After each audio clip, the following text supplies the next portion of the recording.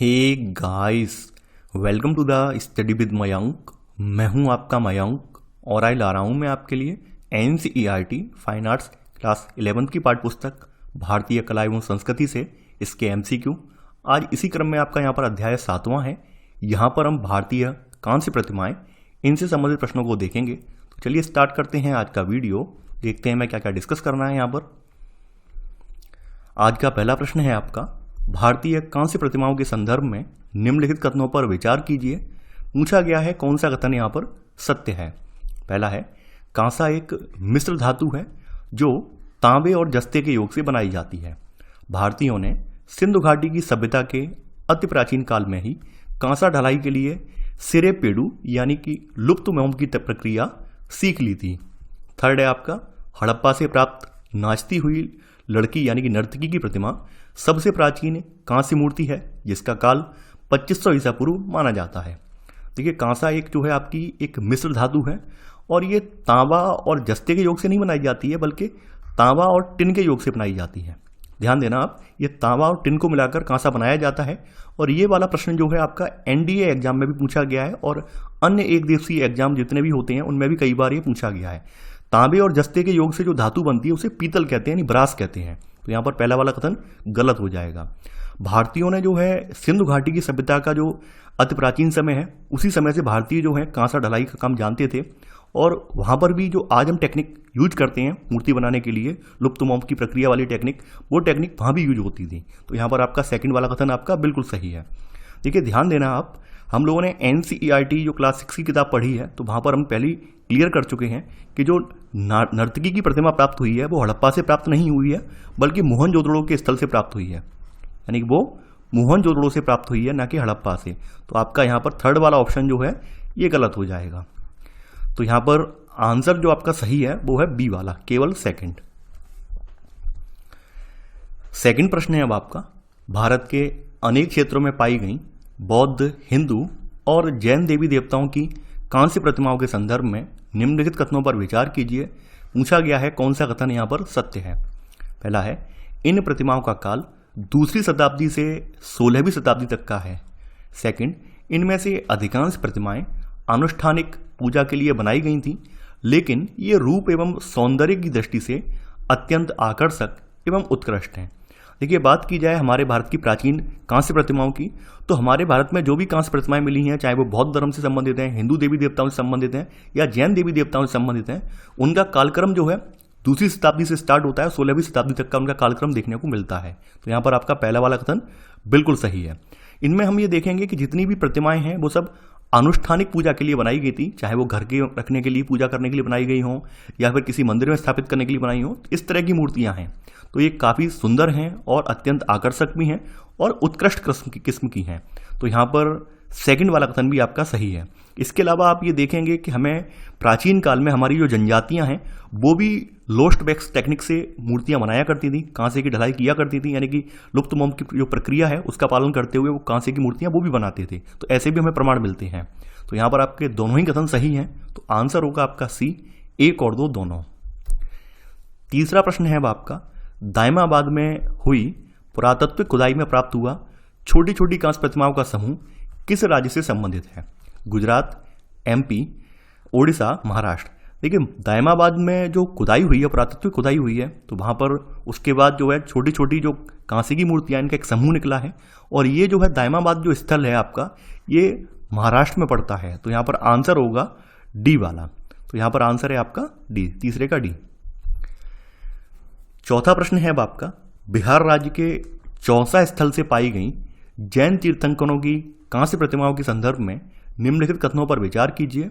पूछा गया है कौन सा कथन यहाँ पर असत्य है, यानी कि यहाँ पर कौन सा कथन यहाँ पर गलत है ये पूछा गया है।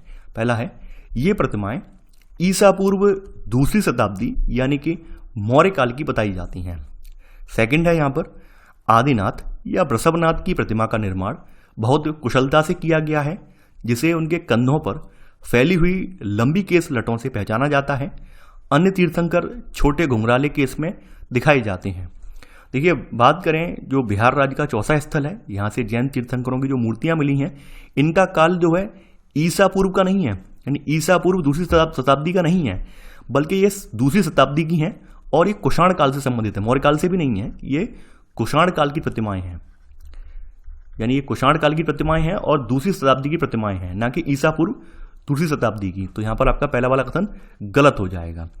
और यहां पर हम ये देखते हैं कि यहां पर जो तीर्थंकर दर्शाए गए हैं, आदिनाथ या वृषभनाथ की प्रतिमा का निर्माण जो हुआ है बहुत अच्छे ढंग से हुआ है। इनके कंधों पर फैली हुई लंबी केस लटों से इन्हें पहचाना जाता है। इसके अलावा अन्य तीर्थंकर जो बनाए गए हैं, इनके छोटे घुंघराले बाल दिखाए गए हैं, ये हमें यहाँ पर देखने को मिलता है। इसके अलावा आप ये देखेंगे कि जो जैन तीर्थंकरों की मूर्तियां हैं वो निर्वस्त्र हैं, यानी उनके ऊपर कपड़े नहीं हैं। तो उस हिसाब से उनकी जो मांसपेशियों का सुडौलपन है वो बहुत आकर्षक ढंग से यहाँ पर जो भी यहाँ पर कारीगर रहे हैं उन्होंने उस पर बहुत अच्छे से उकेरा है। तो यहाँ पर आपका सेकंड वाला कथन आपका बिल्कुल सही है। पूछा गया है कौन सा कथन असत्य है, केवल पहला वाला असत्य है, तो चौथे का आंसर होगा आपका ए। पांचवा प्रश्न है अब आपका, गुजरात में बड़ौदरा के पास अकोटा से प्राप्त हुई कांस्य मूर्तियों के संदर्भ में निम्नलिखित कथनों में से कौन सा सही नहीं है, यानी यहां पर गलत कौन सा है। पहला है, इनमें से अधिकांश मूर्तियां महावीर, पार्श्वनाथ या आदिनाथ जैसे जैन तीर्थंकरों की हैं। सेकंड, इसमें तीर्थंकरों की खड़ी मुद्रा में दिखाया गया, तीर्थंकरों को जो है खड़ी मुद्रा में दिखाया गया है और उनमें ये तीर्थंकर अकेले या तीन से यानी बताया गया या 3 से 24 तीर्थंकरों के समूह में प्रस्तुत किए गए हैं। अगला है, कुछ प्रमुख तीर्थंकरों की शासन देवियों या यक्षिणियों की नारी प्रतिमाएं भी बनाई जाने लगी हैं। आगे बताया गया है कि शैली की दृष्टि से ये गुप्त तथा वाकाटक दोनों कालों की कांस्य मूर्तियों की विशेषताओं से प्रभावित थी। देखिए हम यहाँ पर ये देखते हैं कि जो अकोटा में जो मूर्तियां मिली हैं उनमें आपको महावीर, पार्श्वनाथ या आदिनाथ जैसे जैन तीर्थंकरों की यहाँ पर मूर्तियां आपको देखने को मिल जाएंगी। तो यहाँ पहला वाला कथन बिल्कुल सही है। इन मूर्तियों की खास बात यह है कि ये खड़ी मुद्रा में नहीं है बल्कि सिंहासन पे विराजमान है, यानी इनको सिंहासन पे बैठा हुआ दिखाया गया है, ये इनकी खास बात है। यानी जो भी प्रतिमाएं मिली हैं तो उनमें इनको सिंहासन पे विराजमान दिखाया गया है और उनमें ये तीर्थंकर अकेले या 3 से 24 तीर्थंकरों के समूह में प्रस्तुत किए गए हैं। तो यहाँ पर आपका बी वाला कथन गलत हो जाएगा। शैली की दृष्टि से देखें तो यहाँ पर आप देखेंगे कि इनमें गुप्त शासकों के और वाकाटक काल के जो मूर्ति निर्माण कला है उसके दोनों के गुण यहाँ पर देखने को मिलते हैं। इसके अलावा यहाँ पर हम ये देखेंगे कि इनमें हमें कुछ प्रमुख तीर्थंकरों की शासन देवियां हैं या यक्षिणियां हैं, इनकी प्रतिमाएं भी इनके साथ बनाई गई हैं। तो यहाँ पर आपका सी वाला कथन सही है।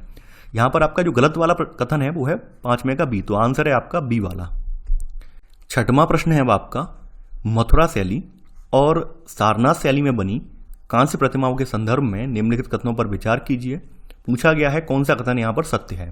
पहला है, धानेसर खेड़ा बांदा से प्राप्त विशिष्ट कांस्य प्रतिमा में परिधान की तह मथुरा शैली जैसी ही बनाई गई हैं। सेकंड, सारनाथ शैली की प्रतिमाओं के वस्त्रों में कोई तह दिखाई नहीं देती हैं। देखिए धानेसर खेड़ा जो कि बांदा डिस्ट्रिक्ट में पड़ता है, तो यहाँ पर जो भी बुद्ध की कांस्य प्रतिमाएं मिली हैं उन प्रतिमाओं में बिल्कुल मथुरा शैली की तरह ही कपड़ों की तह दिखाई गई है। तो यहाँ पर आपका पहला वाला कथन बिल्कुल सही है। वहीं जो सारनाथ शैली की प्रतिमाएं हैं तो इनमें वस्त्रों की कोई तह दिखाई हमें नहीं देती है। आपका जो सारनाथ शैली की प्रतिमा है इसका उदाहरण बिहार के सुल्तानगंज से जो मिली हुई प्रतिमाएं हैं वो उदाहरण है इसका। तो उनमें हमें कपड़े की कोई भी तह देखने को नहीं मिलती है। तो यहाँ पर आपका दोनों ही कथन सही हैं। तो आंसर होगा आपका सी, 1 और 2 दोनों। 7वां प्रश्न है अब आपका, गुप्तकालीन और वाकाटक कालीन कांस्य प्रतिमाओं के संदर्भ में निम्नलिखित कथनों पर विचार कीजिए।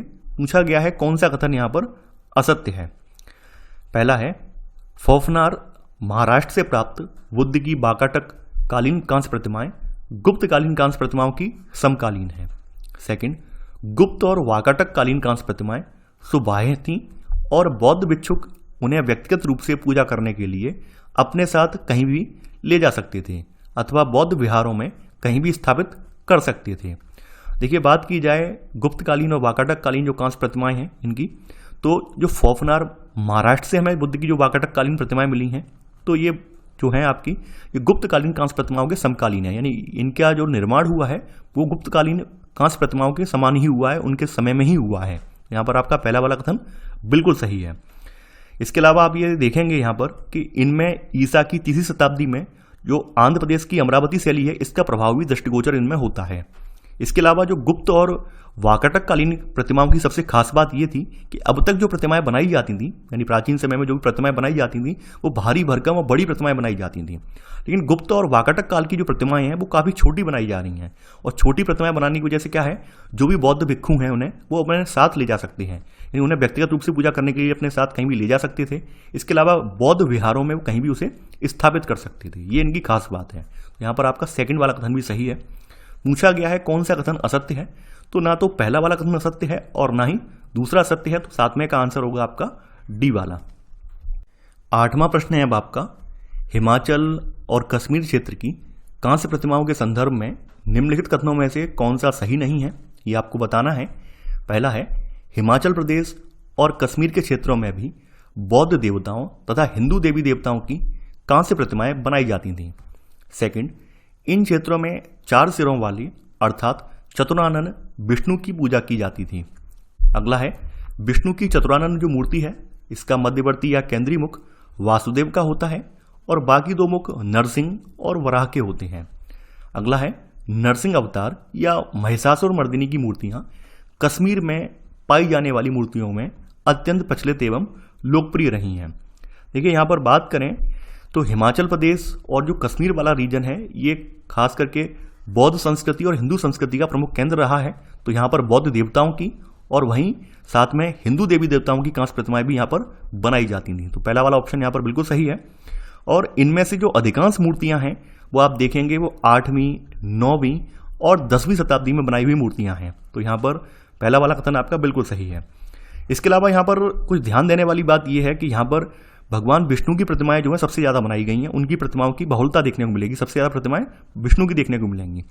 और जो विष्णु की प्रतिमाएं हैं वो 4 सिर वाली हैं, यानी इस क्षेत्र में जो आप अंतर देखेंगे उत्तर भारत और दक्षिण भारत की मूर्तिकला के बीच में, तो यहाँ पर जो विष्णु की प्रतिमाएं बनाई गई हैं वो 4 सिर वाली हैं, यानी चतुरानन विष्णु की पूजा यहाँ पर होती थी, तो इसलिए यहाँ पर 4 सिर वाली विष्णु की मूर्तियाँ बनाई गई हैं। तो यहाँ पर बी वाला कथन भी आपका सही है। जो विष्णु की चतुरानन मूर्ति होती है, इसका मध्यवर्ती या केंद्रीय मुख जो होता है वो वासुदेव का होता है, बाद बाकी 2 मुख जो है नरसिंह अवतार के हैं और एक वराह अवतार का है। तो यहाँ पर आपका सी वाला ऑप्शन भी सही है। अगला है यहाँ पर कि नरसिंह अवतार है या महिषासुर मर्दिनी की मूर्तियां हैं, ये कश्मीर में पाई जाने वाली मूर्तियों में अत्यंत प्रचलित और लोकप्रिय नहीं है। देखिए कश्मीर में नहीं बल्कि हिमाचल प्रदेश में, आपने हिमाचल प्रदेश के महिषासुर मर्दिनी वाले मंदिर का नाम भी आप पढ़ चुके हैं, उसके बारे में जान भी चुके हैं। तो नरसिंह अवतार और महिषासुर मर्दिनी की पूजा जो है हिमाचल प्रदेश में फेमस है, तो ये मूर्तियां हिमाचल प्रदेश में बहुत ज़्यादा लोकप्रिय रही हैं। तो यहाँ पर आपका डी वाला ऑप्शन गलत हो जाएगा। तो यहाँ पर आंसर है आपका डी। 9वां प्रश्न है अब आपका, बिहार और बंगाल क्षेत्र में पाई गई कांस्य प्रतिमाओं के संदर्भ में निम्नलिखित कथनों पर विचार कीजिए। पूछा गया है कौन सा कथन यहाँ पर सत्य है। पहला है, 9वीं शताब्दी के आसपास बिहार और बंगाल क्षेत्र में पाल राजवंश के शासनकाल के दौरान नालंदा के पास स्थित कुर्कहियार के मूर्तिकार गुप्त काल की श्रेष्ठ शैली को पुनर्जीवित करने में सफल हो गए। सेकंड है, इस काल की प्रतिमाओं में चतुर्भुज अवलोकितेश्वर की कांस्य प्रतिमा विशेष रूप से उल्लेखनीय है। बौद्ध धर्म की महायान शाखा के प्रभाव के कारण तारा देवी की मूर्तियां अत्यंत लोकप्रिय हो गईं। देखिए बात करें यहाँ पर, जब 9वीं शताब्दी में जो बिहार और बंगाल का सम्मिलित रीजन है, इस पर जब पाल वंश स्थापित हो गया है, तो बिहार का एक स्थान है नालंदा के पास कुर्कहियार, तो यहाँ के जो मूर्तिकार हैं इन्होंने गुप्त शैली की जो प्रतिमाएं हैं वो बनाना फिर से स्टार्ट कर दी हैं। तो ऐसे करके जो गुप्त काल की शैली थी वो फिर से पुनर्जीवित हो गई है। यहाँ पहला वाला कथन बिल्कुल सही है। इसके अलावा आप ये देखेंगे कि इस काल की प्रतिमाओं में सबसे ज़्यादा आपको देखने को मिलेंगी चतुर्भुज अवलोकितेश्वर की प्रतिमाएं, और इन प्रतिमाओं में आप ये देखेंगे ये प्रतिमा जो है मनोहर त्रिभंग मुद्रा होती है। त्रिभंग मुद्रा का जो मतलब होता है कि शरीर को 3 तरफ से मुड़ा हुआ दिखाया जाता है, गर्दन अलग मुड़ी हुई है, बीच का पोर्शन जो है धड़ जिसे बोलते हैं वो अलग मुड़ा हुआ है और पैर अलग मुड़े हुए हैं, तो इसे त्रिभंग मुद्रा कहते हैं। तो यहाँ पर ये जो प्रतिमाएं दिखाई गई हैं तो ये प्रतिमाएं त्रिभंग मुद्रा में दिखाई गई हैं। तो यहाँ पर आपका सेकंड वाला कथन भी आपका सही है। अब हम यहाँ पर ये देखते हैं कि इस 12वीं सदी तक आते आते आपने पढ़ा है कल के चैप्टर में कि बौद्ध देवियों की भी यहाँ पे पूजा की जाने लगी थी, और बौद्ध देवियों की पूजा जो है आपकी ये महायान शाखा के अंतर्गत नहीं बल्कि वज्रयान शाखा के अंतर्गत की जाने लगी थी।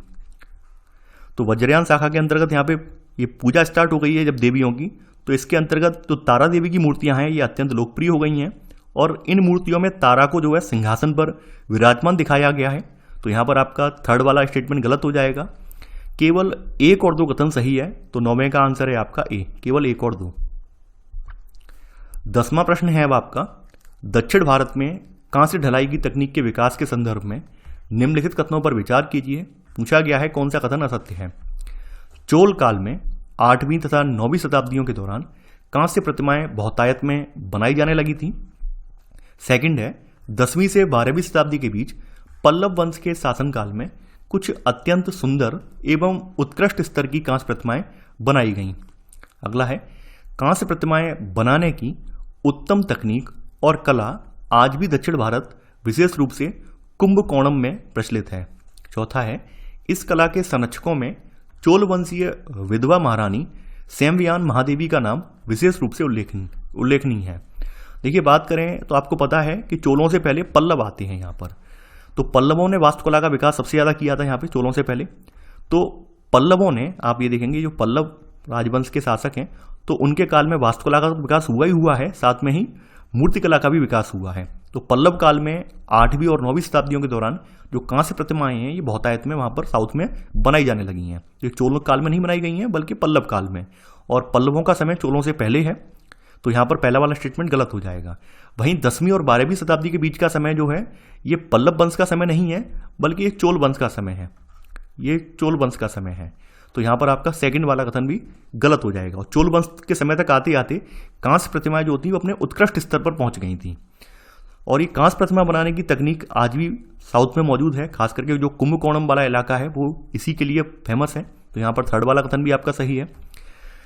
चोल काल में इस कला को सर्वोच्च पर पहुंचाने वाला जो व्यक्ति हैं वो आपकी विधवा महारानी है चोल वंश की, ये है सेम्वियान महादेवी। तो इनका नाम विशेष रूप से उल्लेखनीय है। तो यहाँ चौथा वाला कथन भी सही है। पूछा गया है कौन सा कथन यहाँ पर असत्य है। तो यहाँ पर आपसे पूछा गया कौन सा कथन यहाँ पर असत्य है। तो यहाँ पर केवल 1 और 2 कथन यहाँ पर असत्य है। तो आंसर है यहाँ पर आपका ए, 10 का ए, यानी कि एक पूछा गया है तो आपका ये ए वाला कथन असत्य है। 11वां प्रश्न है अब आपका, पल्लव और चोलकालीन कांस्य प्रतिमाओं के संदर्भ में निम्नलिखित कथनों पर विचार कीजिए। पूछा गया है कौन सा कथन यहाँ पर सत्य है। पहला है, 8वीं शताब्दी की पल्लवकालीन कांस्य प्रतिमाओं में शिव को अर्धपर्यक आसन में यानी एक टांग को झुलाते हुए बैठा दिखाया गया है। सेकंड, शिव का नटराज रूप में प्रस्तुतिकरण चोल काल तक पूर्ण रूप से विकसित हो चुका था। अगला है, नटराज प्रतिमा में शिव को उनकी दाहिनी टांग पर संतुलित रूप से खड़े हुए और उसी टांग के पंजे से अज्ञान या विस्मृति के दैत्य अपस्मार को दबाते हुए दिखाया गया है। देखिए, यहाँ पर पहला वाला कथन बिल्कुल सही है। 8वीं शताब्दी की पल्लवकालीन जो कांस्य प्रतिमाएं हैं इनमें आप ये देखेंगे कि जो शिव हैं, शिव को अर्धपर्यक आसन में यानी एक टांग को झुलाते हुए बैठा दिखाया गया है और उनका जो दाहिना हाथ है वो आचमन मुद्रा में है। तो ये इस बात का द्योतक है या ये दर्शाता है कि शिव जो है वो विषपान करने वाले हैं। तो यहाँ पर पहला वाला कथन बिल्कुल सही है। वहीं जो शिव की नटराज मूर्तियां हैं साउथ इंडिया में आपको बहुतायत में देखने को मिलेंगी। तो शिव का जो नटराज रूप है, नटराज रूप में प्रस्तुतिकरण जो है ये चोल काल तक पूर्ण रूप से विकसित हो चुका था। तो यहाँ पर आपका सेकंड वाला कथन भी आपका बिल्कुल सही है। इसके अलावा नटराज की जो प्रतिमा आप देखते हैं जिसमें शिव तांडव के रूप में दिखाए गए हैं, आप तांडव की तरह आप देखते हैं एक पैर पर नाचते हुए दिखाए गए हैं, बाल बिखरे हुए हैं, 4 हाथ दिखाए गए हैं, नीचे एक राक्षस है पैर के नीचे। तो नटराज प्रतिमा में शिव को उनकी दाहिनी टांग पर संतुलित रूप से खड़े हुए और उसी टांग के पंजे के नीचे जो है अज्ञान या विस्मृति का दैत्य है अपस्मार, इसको दबाते हुए दिखाया गया है। यहाँ पर थर्ड वाला ऑप्शन भी सही है। यहाँ पर तीनों ही कथन आपके सही हैं, तो आंसर होगा आपका डी यानी उपरोक्त सभी। 12वां प्रश्न है अब आपका, 9वीं शताब्दी की कल्याण सुंदर की मूर्ति किसके विवाह का प्रतिरूपण करती है? विष्णु, शिव, श्री कृष्ण, श्री राम। देखिए, तमिलनाडु के तंजाम्बर या तंजौर के निकट जो प्रतिमा पाई गई है कल्याण सुंदर की मूर्ति, ये शिव के पाणी ग्रहण यानी कि विवाह संस्कार को यहाँ पे दर्शाती है और इसमें 2 अलग अलग आकृतियों के साथ प्रतिमाओं के रूप में इसे प्रस्तुत किया गया है कल्याण सुंदर के रूप में। ठीक है, जिसमें शिव जो हैं वो वर हैं और ये अपना दाहिना हाथ बढ़ाकर पार्वती की ओर उनके दाहिने हाथ को स्वीकार करते हैं। तो ये इसे मूर्ति को कल्याण सुंदर की मूर्ति कहा जाता है और ये शंकर पार्वती यानी शिव पार्वती के विवाह को प्रस्तुत करती है। तो यहाँ 12वें का आंसर है आपका बी वाला। 13वां प्रश्न है आपका, 16वीं शताब्दी के दौरान विजयनगर काल में निर्मित कांस्य प्रतिमाओं के संदर्भ में निम्नलिखित कथनों पर विचार कीजिए। पूछा गया है कौन सा कथन यहाँ पर असत्य है यानी गलत कौन सा है। पहला है, मूर्तिकारों ने अपने राजसी संरक्षक की स्मृति को शाश्वत बनाए रखने के लिए उनकी प्रतिमाएं बनाने का प्रयास भी किया। अगला है, तिरुपति में कांस्य की आदमकद प्रतिमाएं बनाई गईं, जिसमें कृष्णदेव राय को अपनी 2 महारानियों जो तिरुमालंबा और चित्रदेवी के साथ प्रस्तुत किया गया। इसके अलावा मूर्ति के रूप में राजा और रानियों को सिंहासन पर विराजमान दिखाया गया।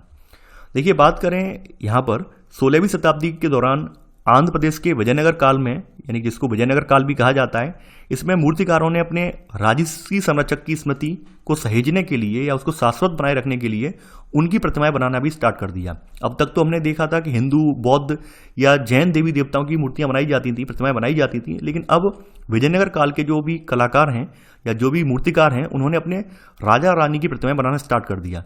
इसका उद्देश्य ये रहा होगा कि राजा रानी का इन्हें संरक्षण मिल जाएगा। तो यहाँ पर पहला वाला कथन बिल्कुल सही है। तिरुपति में कांस्य की जो है आदमकद प्रतिमाएं, आदमकद का मतलब क्या होता है, जो इंसान की इतनी हाइट है 5 फुट 6 फुट, तो उसी आकार की प्रतिमाएं आदमकद प्रतिमाएं बोली जाती हैं। इनमें कृष्णदेव राय अपनी 2 महारानी तिरुमालंबा और चित्रदेवी के साथ प्रस्तुत किए गए हैं। यहाँ सेकंड वाला कथन भी बिल्कुल सही है।